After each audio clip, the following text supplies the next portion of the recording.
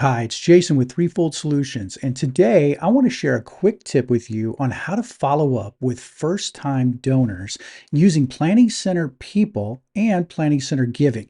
Now, remember, with Planning Center People lists, you have to be able to see people's information inside of Giving, and that requires some additional permissions. So bear in mind, in order to do this or to follow along with me, you'll at least need to have bookkeeper or higher permissions or a user role inside of Planning Center Giving. Now, I'm going to demonstrate how to utilize a list and a few other bells and whistles inside of Planning Center People to go ahead and follow up with your first-time donors. Let's take a look at that. Okay, here we are in People. Let's go ahead and take a look at making a new list. So we're in the lists area. I'm going to click on New List, and I'm going to go ahead and add a rule here. And as soon as we do, I notice that it's going to show People, but we're actually looking for the Giving app here. So we're going to be using Giving. And remember, you have to have the permissions for this. So you need to have a user role that's bookkeeping or higher in order to do this. So you will need that as a requirement here. But let's go ahead and move through our conditions here. The next thing is donors. And then right here where it says gave a donation, I'm going to look for first donated. And that's the key to this. So we're going to look for those donors who have first donated. Now in this case, I'm going to say any amount, but you do have less than and greater than as some options here. And then you also have this ever or time delineation. Now I'm going to choose between two dates, but you might say since 7 days ago, or maybe on a weekly basis. So since 1 week ago.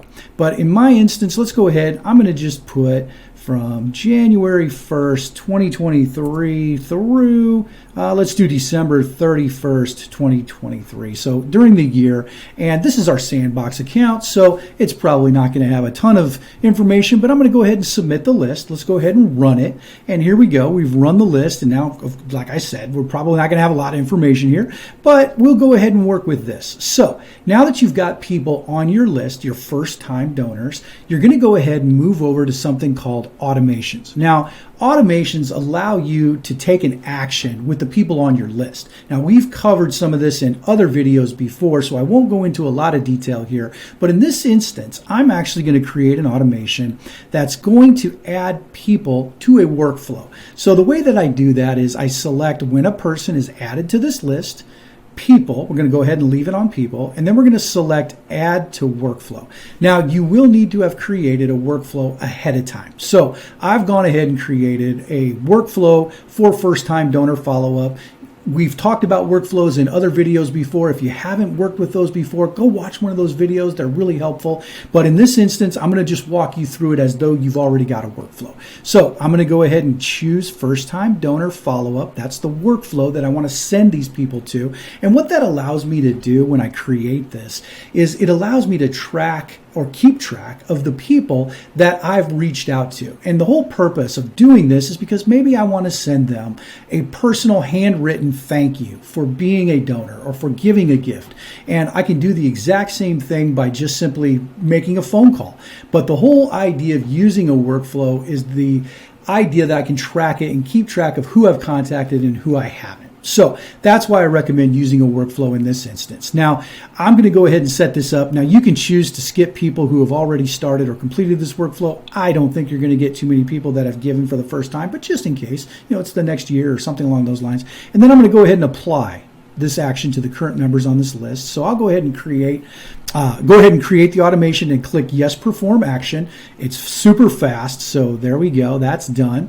And now you're going to see the little workflow card show up here. This is telling you that you've now created an automation and it's doing an action on your list or performing an action on your list. Now, one of the things that I also like to tell people is best practice here is change the name of your list. And when you use automations, I like to always put that on the beginning of every single automation list I create so somebody else knows that there's an automation running here. And maybe, best practice says I'm also going to add some additional people who I trust and have permissions to manage this with me. Because if I'm ever not here someday, I want somebody else to be able to manage this automation that's doing something with people in the background. So good practice is name it automation so you know which lists have automations on them. I just use the little pipe character. That's the one above the return key. And then I might just give it a name called first time donors follow up. And then I'm going to save that. And now I've got something that says automation, first time donors follow up. That's just best practices. Give yourself a little bit of a help when it comes to hundreds of lists someday in your Planning Center account.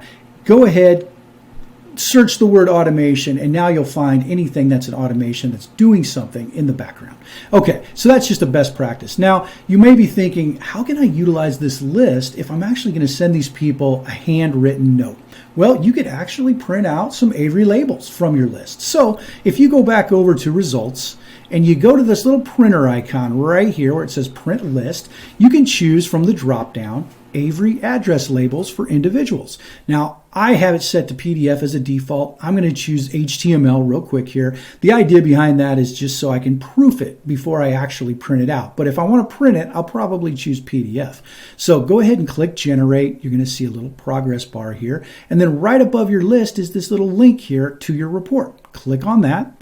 And now, sure enough, here we are. We've got our Avery labels as they should be formatted with address information on them. And that will be how we can actually go ahead and print out those labels for the people that we want to send a handwritten note to. So this is one way you can follow up, or a couple ways that you can follow up with first-time donors. I hope you enjoyed this tip. It's a quick one. We like to help people with Planning Center, and that's exactly why we do these videos. If you like it and you want more of it, go ahead and click subscribe and join us as we walk through this journey in Planning Center. We love to help people, and that's why we do it. So this is Jason with Threefold Solutions. Hope you enjoyed this quick tip.